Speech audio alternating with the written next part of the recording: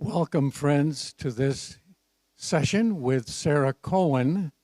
Sarah Cohen graduated from Hope College in '07 and has been working with the Attican Addictions Recovery Group for 12 years, has changed roles off and on, and now is in a supervisory position.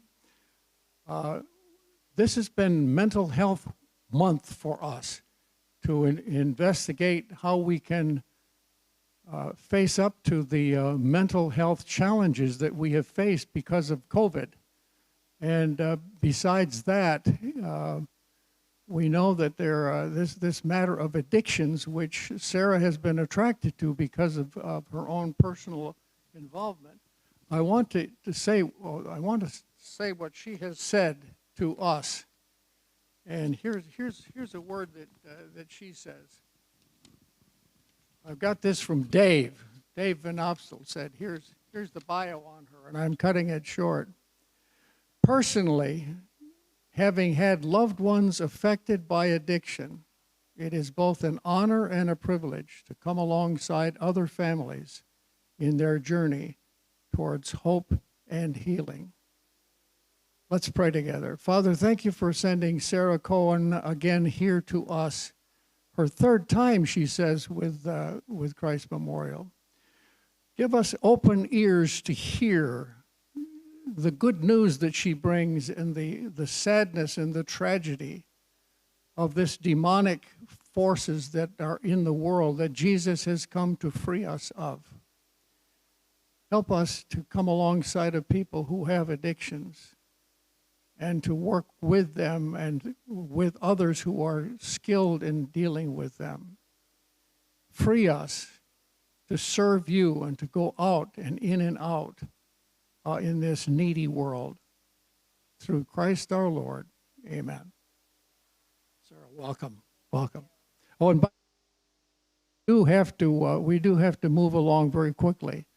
There's another event here at 11:30, and we're going to have to quit at about 11:15 or 11:20 at the latest, and we will have a chance to visit. If you have some things to say to Sarah or question, she will be in the rotunda for questions and comments that you wish to make. So thank you.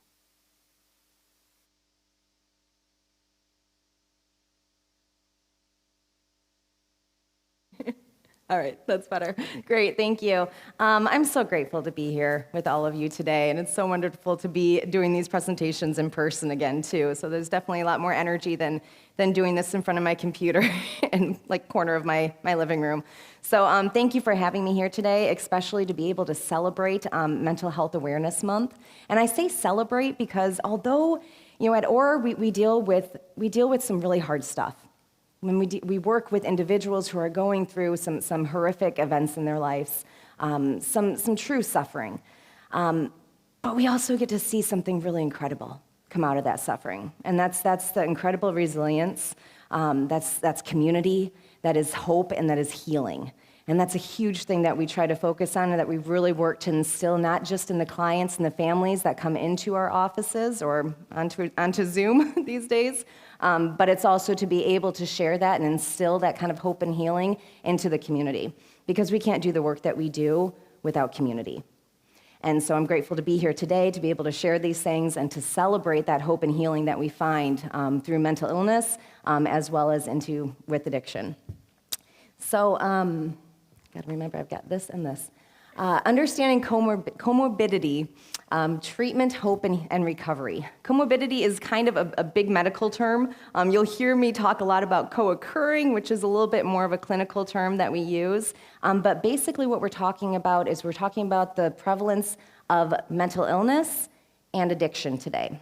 So basically comorbidity means the presence of two disorders or two illnesses that occur together.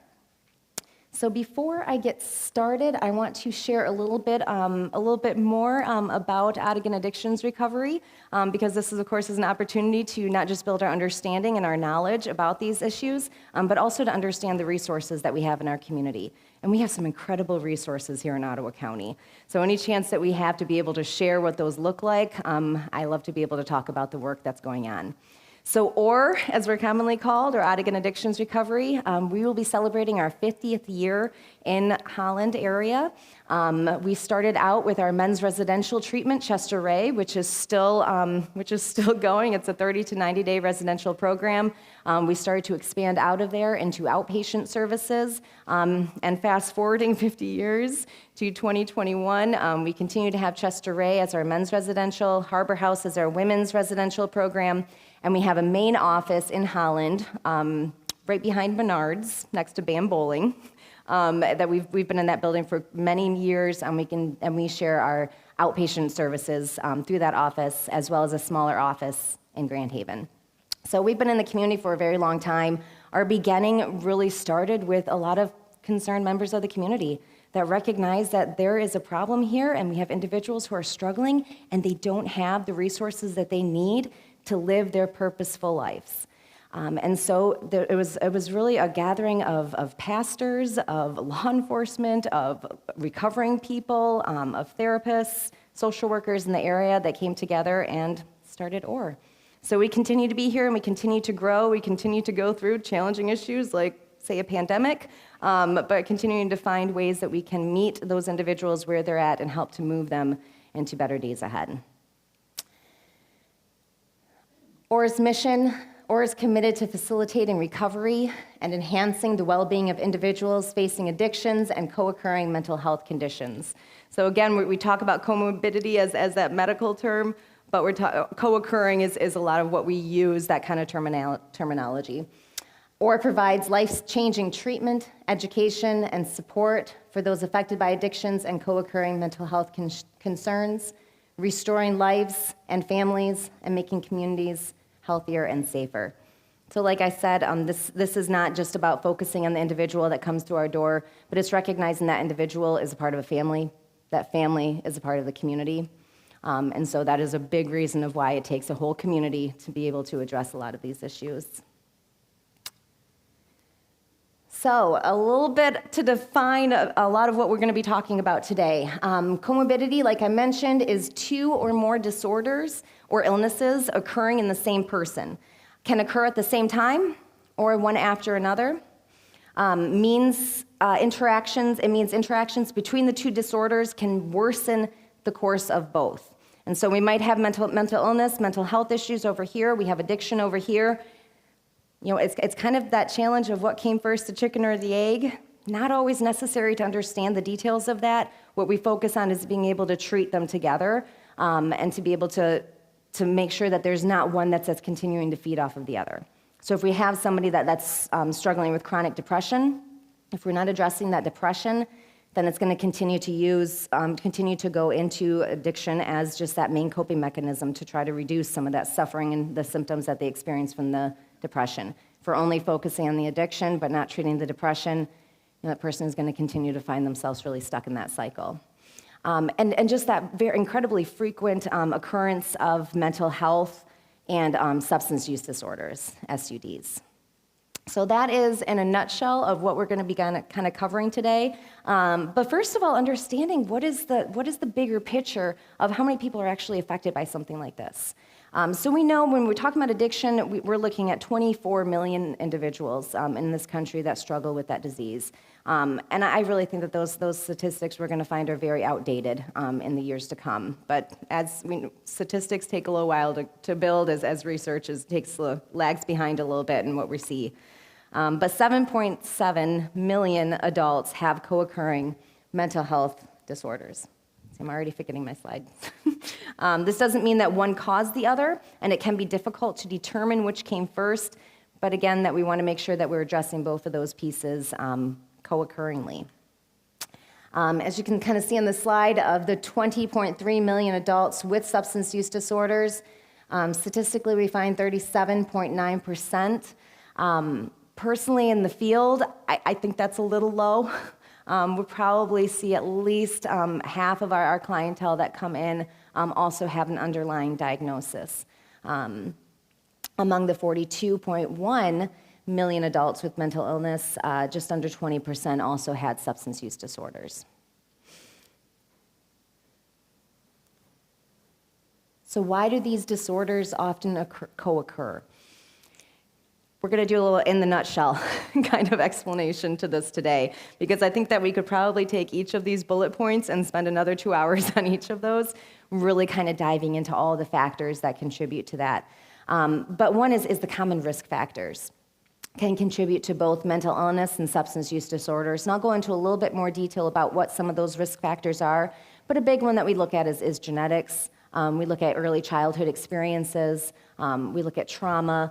We look at a lot of different factors that contribute to either one of those kinds of disorders that can happen. And so a lot of those risk factors kind of put somebody on that path to struggling with some of these pieces later on. Mental illness can contribute to drug use and substance use disorders. Kind of thinking about it as a way of we talk about self-medication. The truth is that alcohol and other drugs, they do work. And I think it's naive to say that they don't. They work in a very short-term way, and unfortunately cause a series of long-term consequences, which is what brings people into treatment. But the truth is that they're a very quick fix to some very deep-rooted and difficult suffering that a person is experiencing. They help with physical pain. They help with emotional pain. Again, the problem is that they also contribute to that physical and emotional pain eventually. And so when I have people that come into treatment, that's one thing that we really work to acknowledge and help them to acknowledge as well, is that you use these substances for a reason. What we want to understand is not just why the drugs, but why the pain. What was it that the drugs were actually helping you to be able to cope with in life? And then we can really get to some of the specific work that needs to be done. Substance use and addiction can contribute to the development of mental illness. As we'll continue to go into is understanding that addiction itself is a mental illness. The use is going to change the brain. That's what addiction does as a brain disease. And so we see that it not only puts people at risk for developing mental illness, but it can change the brain in a way that's going to increase that risk as well. And a lot of that's going to depend on the substance. We certainly find that there's certain some pre-existing mental health issues that are going to lead people maybe to different types of drugs that they might use. And a lot of times we're talking about a chronic disease here, and we're talking about a progressive disease. And so if that helps, if that starts with maybe some pain medication to help with some chronic pain issues or some acute pain that somebody's experiencing, we can very easily see that progression that builds up. Or it starts with just having a beer with friends or a glass of wine at the end of a long day. And for some people, finding that there is something that gets triggered in the brain, that glass of wine continues to progress. The symptoms, the response that the person is having continues to progress. And we need to have proper interventions that are going to help that person to not only identify the impact that drink is having on their lives, but then also to figure out what are the steps that they need to take moving forward to better address it and develop some different kinds of coping mechanisms going forward. So the widely recognized risk factors that we're focusing on, genetics is a big one. That's one of the first questions that we talk about when we meet someone for an assessment is understanding, tell me about what the family history looks like. With a lot of different chronic illness, we see family history, we see genetics. That's why we do such thorough checklists when we go to the doctor, is that many chronic and progressive conditions have some kind of genetic piece. That doesn't necessarily mean, though, that a person is actually going to struggle with substance use disorders or mental illness. It means that it's a very significant risk factor that we want to pay attention to. It's similar to, I have diabetes on both sides of my family. I'm not diabetic so far, but I do recognize that there are a lot of other risk factors that I really need to do my best to make sure that I'm reducing in order to hopefully not have that as a condition that I'm going to struggle with. And so that's a big thing that we talk about within our own families, as well as encouraging our clients to talk within their families. We've got risk factors that we got to pay attention to, and we want to make sure that we're developing healthy lifestyles, sharing healthy lifestyles that we can hopefully pass on to that next generation. Mental illness is one of those pieces. If we have somebody that is struggling, thank you. If we are struggling with mental illness, if there is that onset, we oftentimes see addiction, substance use disorders affecting someone and really growing through those adolescent years. It's usually about the time that we're starting to see some early signs of mental illness. So again, they really do travel together in that way. Mental illness has more of a later kind of onset than a lot of times we see substance use, that we really start seeing some symptoms of mental illness for males around that like 18 years of age, for females a little bit later. But again, we see that onset of both of those in a very similar way. Early use of drugs. Statistically, we see someone about 4 times more likely to develop a substance use disorder if they start using before the age of 14.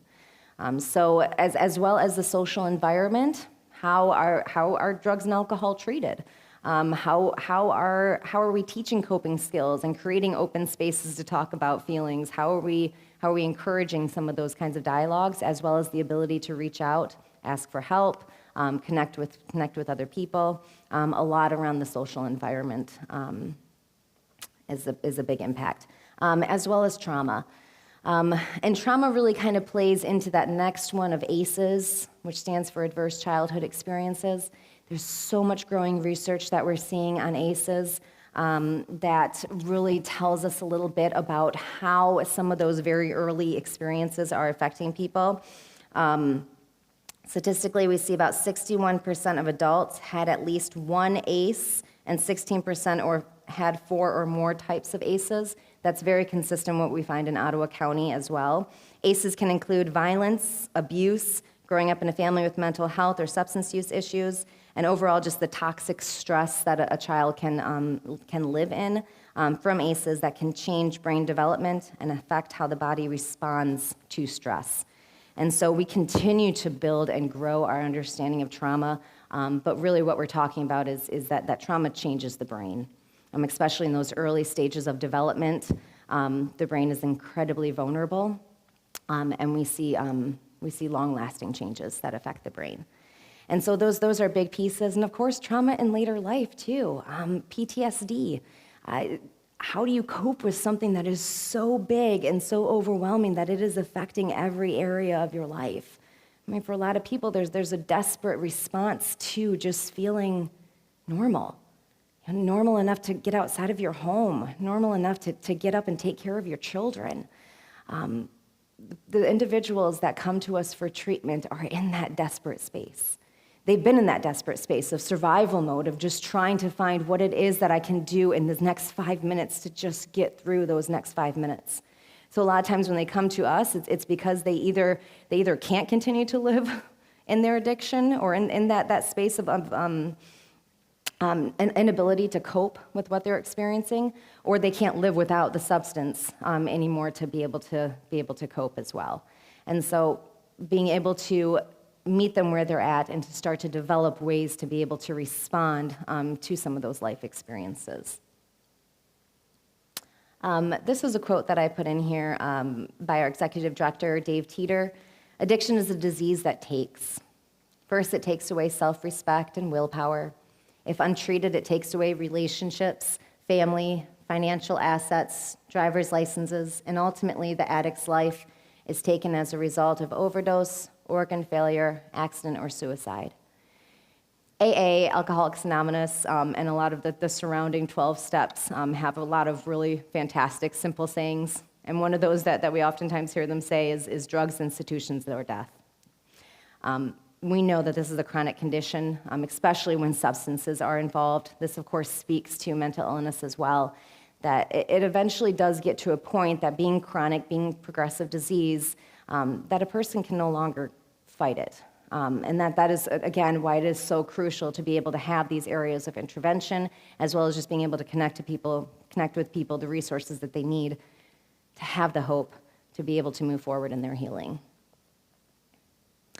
Addiction is very much a lifestyle illness. Just like diabetes, hypertension, obesity, and cancer, to some extent, nicotine addiction and tobacco use disorders, it develops by lifestyle choices and behavior interacting with genetics, the environment, and an individual's life experiences.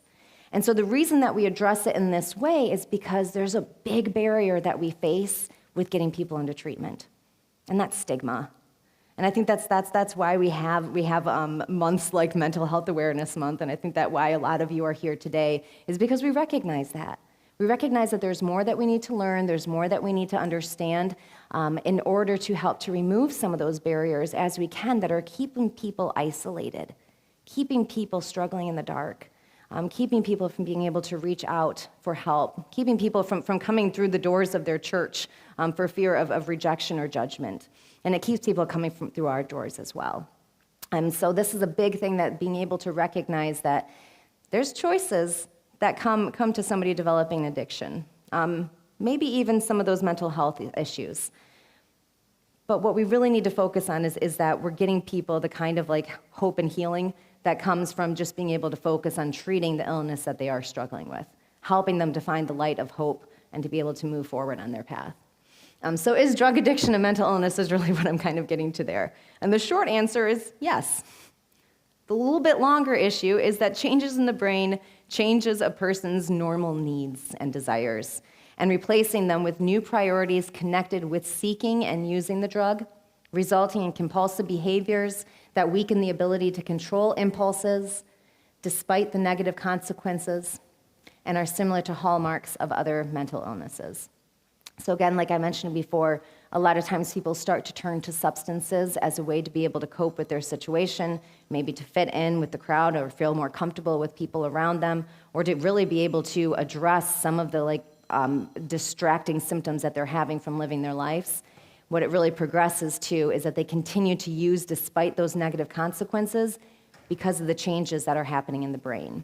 Because there is a survival mode that the brain starts to go into, that it starts to give those drugs a survival, it starts to kind of almost hijack the brain into thinking that those drugs are as important for survival as anything else in their lives, like food and oxygen. And it continues to drive those impulsive kinds of behaviors, as well as just getting somebody very stuck in those patterns. That by that point, they've lost a lot of their resources. They've lost a lot of their relationships. They've gone sometimes years without actually establishing any other healthy or safe coping mechanisms because they've continued to find themselves going back to that drug. So there's a lot of barriers that get in the way of being able to help someone to move forward. Changing lifestyle choices and behaviors can stabilize and improve functioning just the way they can with diabetes, hypertension, obesity, and cancer. We recognize treatments for those kinds of disorders. But at the same time, we still see them as quite different. But they're also chronic conditions.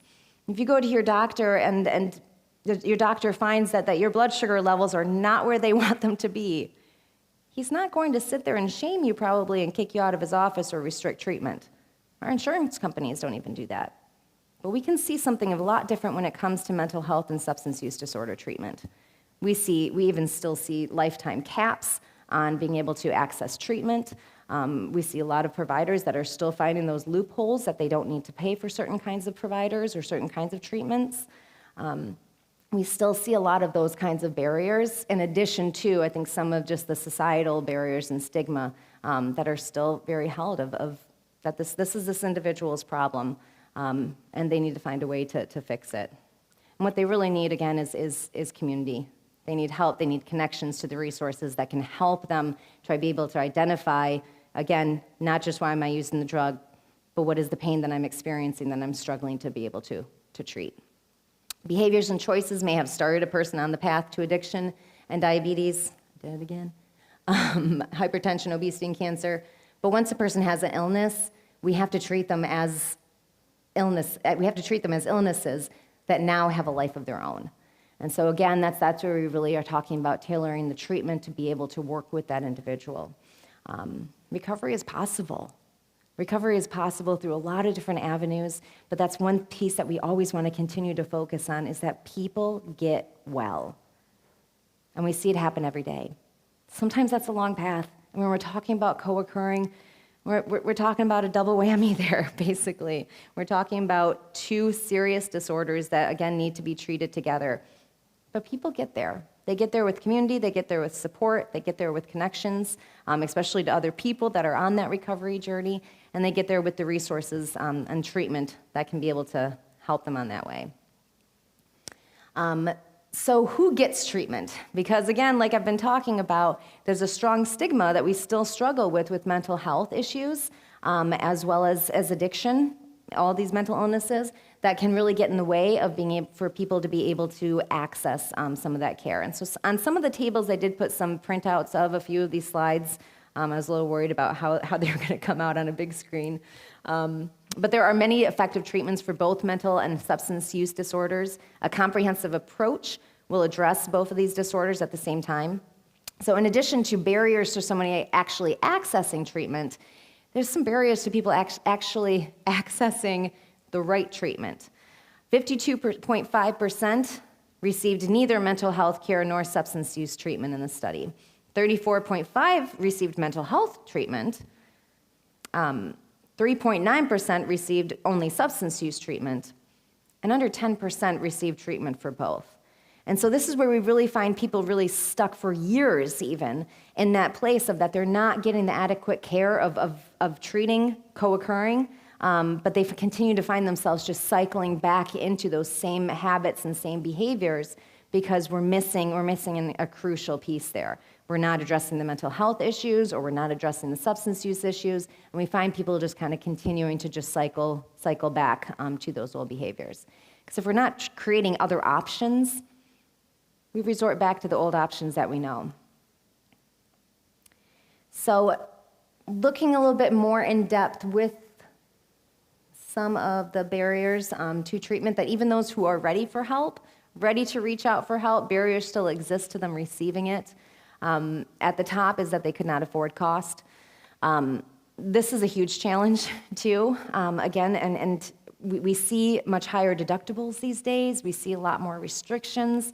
So for an individual who even has commercial insurance, we're still looking at a huge out-of-pocket cost even to just be able to get them into the first level of treatment and care. And a lot of people not realizing that there is a lot of assistance for individuals who don't have insurance. We are one of the few providers in the area, but we really work really hard to remove those kinds of barriers and making sure that those who do not have insurance, do not have finances, or did, and that was one of the things that addiction really took from them, making sure that that is not one of the barriers that is keeping them from getting care. So a lot of it is just kind of getting the word out that, nope, we can still work with you. Give us a call. And the next piece is did not know where to go for treatment. So again, that connection to resources, that can be really hard. A lot of people thinking they can handle the problem without treatment. Fear of being committed might cause neighbors to have negative opinions. Did not think treatment would help. Did not have time. Concerned about confidentiality. And so there's a lot of pieces in here. I think especially that piece of what will the neighbors think. How will we share this with other family members or church family or whatever that might be? What will they think of me? There's a lot of shame that we see really wrapped up into actually a lot of these different barriers that we're talking about. Among adults with co-occurring disorders who did not receive substance use care, the reasons for not receiving it was that they weren't ready to stop using.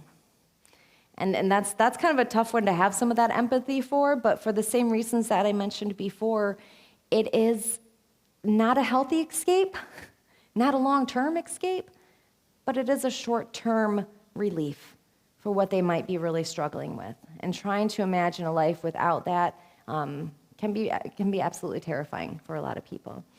Had no health insurance or cannot afford the cost. Again, neighbors, community having a negative opinion might have a negative effect on the job.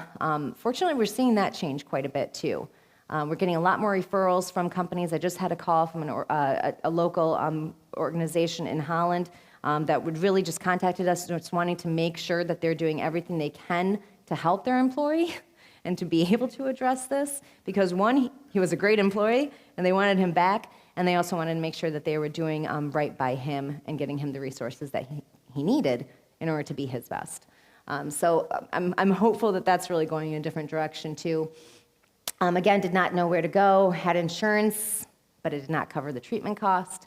Or there's just still kind of cycling around in that state of denial of whether or not they had the treatment they need to move forward. Another quote that I have up here from Dave, I think really kind of addresses how we really try to address co-occurring with our clientele. Many times an addict becomes ready for help when they can reach a point where they can't imagine life either with or without their drink or drug. Many in recovery call this the jumping off point. By this time, few have financial resources or health insurance. For almost 50 years, OR has been helping those receive help, regardless of their ability to pay. We're one of the few agencies in Western Michigan that accepts all who are ready to restore their lives and begin the amazing journey of recovery. And so I just wanted to put that in there from Dave, because that is a huge part of the mission that we have, is that we continue to be able to find ways to provide those services to individuals that are struggling. And oftentimes, because of the seriousness of their disease, of their mental illness, of their addiction, a lot of those resources are no longer resources for them. So being able to help them to build back that life that they maybe once had, and certainly building back into a better life. So what does treatment look like when it comes to co-occurring? Now that we've kind of talked about the prevalence, we've talked a little bit about some of the causality behind both of these disorders, especially co-occurring. What does it actually look like to be able to help people to access treatment, and what that treatment looks like? So again, we really strive to be able to identify substance use disorders and mental health together. So we evaluate for both of those when the person first comes through the door and we sit down with them. And then we work on looking at some of the behavioral therapies, some of the interventions, including medication that we can work on putting into place. Medication is a big part of managing a lot of these disorders, the same way as it often is for other chronic diseases like diabetes or hypertension. Medication, sometimes it's just hard to do it without medication. And sometimes we just need to see that as the resource that it is, that has been put in place for us to be able to start moving forward. So medication, whether that is for treatment of substance use disorders, or whether that is for medication-assisted treatment for substance use disorders, which we're seeing a lot of really exciting strides in the field of what that kind of looks like, is that how do we use medication to actually treat cravings? Not just working on managing the depression, the anxiety, managing the mental illness piece, but how do we actually work to putting in resources in place to managing the addiction itself? OR is actually launching our MAT program in medication-assisted treatment with Suboxone this summer, so that's an exciting kind of step that we were able to make. But the behavioral therapies are really a crucial piece to that.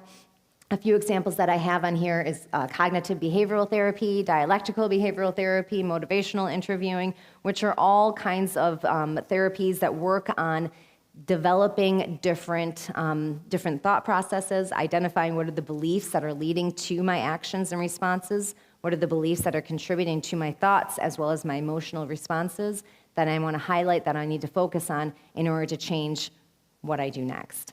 As well as developing new skills. So that's a big piece. Again, that if there are no other options in how to cope with my mental illness, if there aren't any other options in how to cope with some of the pain and suffering that I experience in life, drugs and alcohol will continue to be that coping mechanism. We need to create new options.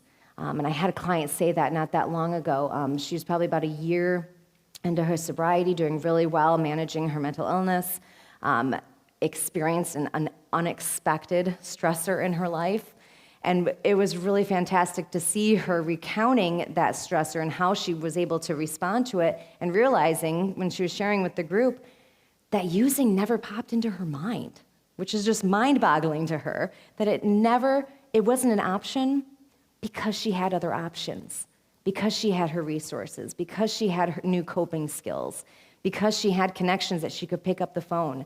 She had other ways to be able to deal with not just the known stressors in her life, but the unexpected curveballs that life can often throw at us. And so having a combination of therapy, behavioral therapies, as well as medication, those two together can be, life-saving. A big reason that we really started moving forward with getting medication-assisted treatment at OR was simply because, for that very reason, is that we see it as life-saving. Statistically, we see that a person, and this is kind of a ridiculous statistic, and I had to look it up again just to see how they worded it, but literally 70% less likely to die with medication-assisted treatment, especially when it comes to disorders like opioid use disorder. That this is, when we say life-saving, we say that we need to have these resources in place and be moving forward with providing them because they're saving lives. So, how are we doing? All right. A few of our classic programs that can kind of give you an overview a little bit about what treatment kind of looks like. I did have some handouts on some descriptions of some of our services, but essentially our programs are designed in a way that they're going to meet people where they're at in their stage of change. And so when we talked about a lot of the barriers to getting people into accessing help for their mental illness and their substance use disorders, a lot of those barriers was simply recognizing that there was another way of doing things, that there was other resources, that there was a life beyond the struggles that they were finding themselves in. Because as strange as it can sound, those struggles, that chaos in life, it can become very familiar. What's not familiar is change. What's not familiar is healthy coping or healthy relationships, or being able to actually reach out and somebody not just immediately shutting you down, but somebody else extending that hand when they see yours. And so being able to address a lot of those pieces that are preventing people from moving forward to change, we meet them where they're at, and we have programs that we design to be able to meet them at those different stages. So for example, our Trust program is really one of those programs that helps to kind of get the wheels turning. It helps people to ask some of those questions of, is what I'm doing working for me? Is this that I just have legal issues, or is there something that's maybe contributing to that? Some of our other programs, like our intensive outpatient therapy, that is, when I say intense, I'm talking 10 hours a week of therapy, but it's really designed to not just make connections, but help people to develop new skills, as well as skills of emotion regulation, of emotional awareness, as well as self-monitoring kind of skills with their symptoms, being able to connect them to resources, as well as just having a lot of that group and therapeutic support. Some of our other groups, like our early recovery group, we have a DBT, Dialectical Behavioral Informed treatment group. Those are once-a-week groups that are designed to help people in that first year of recovery, so that they're continuing, even if they've been able to kind of reach and sustain space of sobriety. How do we keep on contributing to those coping skills and that development so that they can continue to create lifestyle changes that are going to support their lifelong pursuit of recovery? And our residential treatment. Like I mentioned, Chester Ray is really where it all kind of started. And Harbor House is our women's treatment, 30 to 90-day stays. So those are a lot for individuals who are really struggling to be able to maintain sobriety on their own. That we need to move them out of their home situation or their environment and really try to focus on building the skills so that once they do go back into that environment, that they're better equipped to be able to handle some of those stressors that life is going to continue to throw, but that they're going to have a different approach, a different way to be able to handle that. So a little bit on some of our innovations. We also have 2 recovery coaches on staff. They also work with Ottawa County Recovery Court. So individuals who are facing mostly felony charges due to substance use, as well as mental health courts too, that they work on not just punishing them for the behaviors associated with their disorders, but asking that question of, what do you need to be successful? What do we need to do to make sure that this isn't just, you're not just coming back into my courtroom, is really how the judge is going to be approaching this. So this is a team that meets weekly with the judge, with the probation officers, with the case managers, with providers, or in the community. And they work to better establish connections that can help that person to be able to reach that sustained place of recovery and to live more purposeful lives and contributing to society in positive ways. So we have recovery coaches that work with the court system as well as with our clients. And our community and family program, so like I mentioned before, this is not just about treating individuals, but this is about providing the resources for the family to be able to move forward and to be able to find that hope and healing themselves too. Not just in how they respond to their loved one that's struggling, but how do they take care of themselves in the midst of an incredible stressor that they're experiencing in their lives. So a few things, I might have already mentioned this, that we have going this year in celebrating our 50 years is our MAT program, capital improvements campaign, and also really starting to establish a new identity as we're moving forward and continuing to find ways to be able to meet the needs in our community and what that kind of looks like for us moving forward. I know I'm a little pressed for time, but I'm going to share these anyways. Life is more than simply surviving. Life is about recovery is more than simply abstaining. So it's not just about removing the harmful behaviors, but it's about creating healthier ways to actually live a life.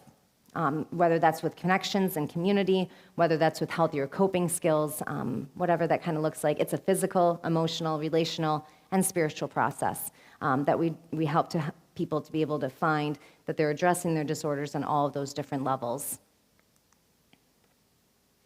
And it's about creating a new life. Addiction may be the only disease where through recovery, the patient actually becomes better than they were prior to their disease onset. And I think that's kind of an incredible thing. And that's something that we see and that we're blessed to be able to witness in individuals that coming out on the other side of experiencing something so difficult, so painful, there's an incredible resiliency that we see in that. And that's an incredibly beautiful thing.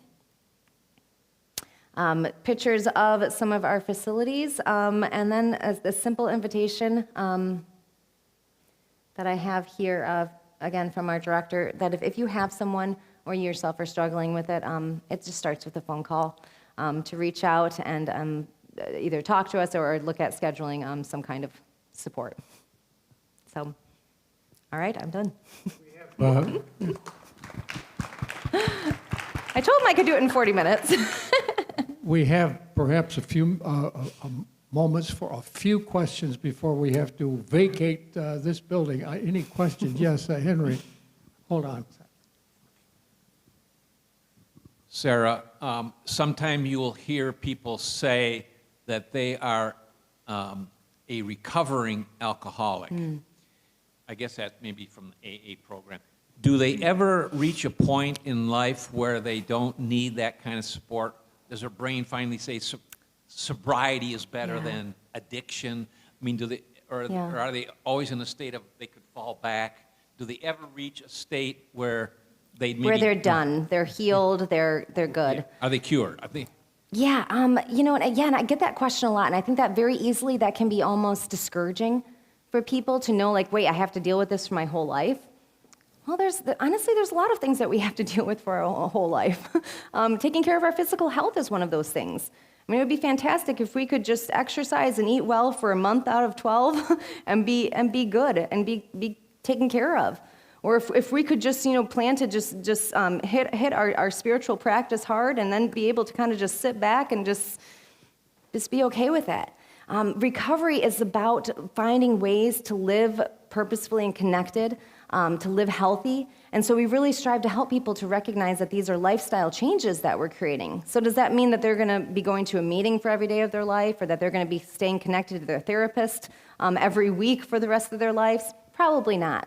But they're probably going to find some ways that recovery is going to continue to change and evolve to meet where their life is at in those different areas, so that it's going to look different, but it's still going to have that focus, because without it, we're going to risk falling back into previous behaviors. And that is the same, though, with substances. We almost refer to it as a brain allergy, that, even if you're allergic to shellfish, you can go without eating any shrimp for 10 years. As soon as you bite in, though, you're going to have a reaction. And that's oftentimes what we see with substances, too. Other questions? How is the opioid problem that we've experienced Quite honestly, not well. I think that's kind of, I mean, it's continuing to be a challenge. I think that over this last year, the numbers really started going in a direction that we didn't want them to go in, let's say. But we've been seeing a lot of increased use. There's been a lot of changes, though, with the opioid epidemic that have come into play. We've seen some of that with increase towards funding. A lot of it has been directed towards research, directed to increasing availability of medication-assisted treatment like Suboxone, like Vivitrol, so that some of those doors have been opened a little bit greater. Being able to get those resources to people still remains a challenge, and I think that just a lot of the challenges over the last year are continuing to make that challenging. Do you have medical doctors on your staff who can approve medication? That's what we're getting into place this summer for our clients. We do have a consulting medical doctor that mainly works with our residential programs. And then once they complete there, we work on setting them up with their primary care physician or another psychiatrist in the area.